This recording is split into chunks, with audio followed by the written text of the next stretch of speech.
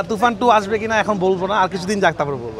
দর্শক যেটা বলে আপনারা সেটাই প্রচার করবেন, সেটা হোক ভালো হোক খারাপ। আমাদের সাকিব খান দুর্দান্ত অভিনয় করেছেন, সেটা আপনারা দর্শকরা কিন্তু বলছেন। যে দর্শকটা আসলে আমার ছবি দেখতে আসছে, সে যখন অন্য ছবি দেখছে তখন কষ্ট লাগে। খুব ভালো। তুফান ঝড় তো আসলে কালকে থেকেই শুরু হয়েছে, মানে অফিসিয়াল ঝড়।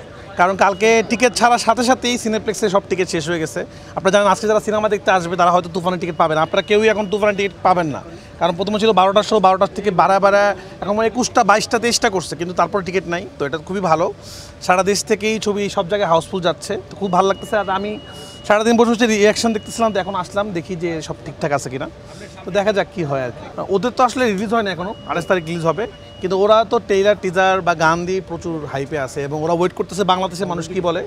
তো 100% পজিটিভ রিভিউ পাচ্ছি এবং সবাই বলছে যে এটা বাংলাদেশে এখন পর্যন্ত সেরা কমার্শিয়াল ছবি। আমি জানি না এখনও কি এটা, তো আপনারা রিয়াকশনগুলো নেন, আশা করি আপনারা দর্শকদের রিয়াকশন নেবেন। আপনাদেরকে অনেক অনেক ধন্যবাদ। ঈদের দিন আপনারা সবাই আসলে আপনাদের ফ্যামিলি ছেড়ে সিনেমা কভার করছেন।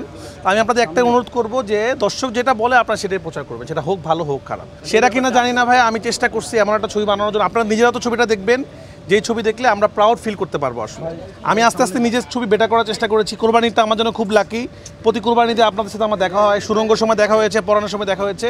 তা আমি আরও নিজেকে আরও বেটার করার চেষ্টা করেছি। বাট এই ছবিটা এটুকু বলতে পারবো, বাংলাদেশে এরকম ছবি হয় নাই। এটা আসলে আপনারা যখন সিনেমা দেখবেন তখনই বুঝতে পারবেন, এবং দর্শক যখন রিয়াকশন নেবেন তখনই বুঝতে পারবেন যে আসলে আমরা কী করেছি। তুফান 2 আসবে কিনা এখন বলবো না, আর কিছুদিন যাক তারপর বলবো। আসলে যেহেতু শেষে কি এটা আসলে এখন বললে কি হবে, সিনেমার মধ্যে এটা একটা সাসপেন্স আছে, আমি এটা নিয়ে কথা বলতে চাই না। বাট আমি দর্শকদের একটা কথাই বলবো, আপনারা প্লিজ অগ্রিম টিকিট কেটে হলে আসার চেষ্টা করুন, বিশেষ করে সিনেপ্লেক্সগুলোতে। না হলে আসলে আপনারা এসে সিনেমার টিকিট পাবেন না, পরে আপনাদেরকে অন্য ছবি দেখতে হবে। আসলে না, শো তো বাড়াইছে আসলে, কিন্তু এখন আমি জানি না এখন কি করবো। এটা আসলে এটা খুব কষ্ট লাগে, একজন দর্শক বাসা থেকে রেডি হয়ে বেরিয়েছে তুফান দেখবে, কিন্তু এখানে এসে টিকিট পাচ্ছে না 3 দিনে। তখন সে চিন্তা করতেছে তাহলে কি করব। তখন সে অন্য ছবি দেখছে। অন্য ছবি দেখা নিয়ে আমার আপত্তি নেই, সব ছবি আপনারা দেখেন, কিন্তু যে দর্শকটা আসলে আমার ছবি দেখতে আসছে, সে যখন অন্য ছবি দেখছে তখন কষ্ট লাগে।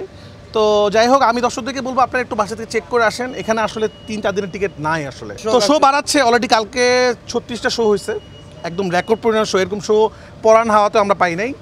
তো ওরাও চেষ্টা করছে, এখন এই রকমের যে ক্রেজ হবে এটা আসলে আমরা কেউ অনুমান করতে পারিনি, তাহলে শো আজকে আরও বাড়তো। সেই জন্য আমি লাকি।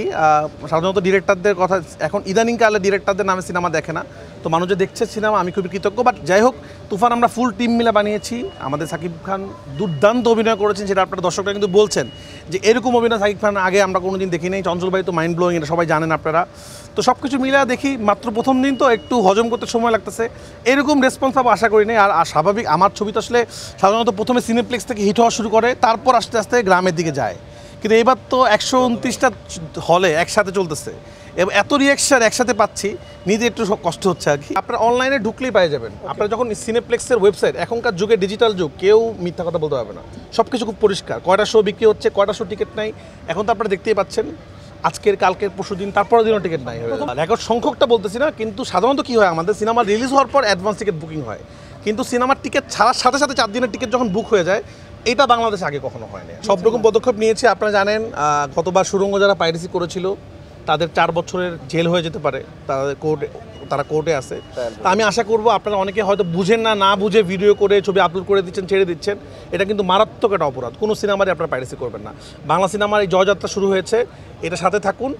এটা সবার জন্যই ভালো লাগে যে বাংলা সিনেমা এই যে একটা ক্রেজ, মানুষ কোরবানি দিয়ে দৌড় দিচ্ছে সিনেমা হলে, এটা আসলে সবার জন্যই ভালো। আমার মনে হয় আমার জন্য, আপনাদের জন্যও ভালো লাগে আসলে সিনেমা যখন চলে।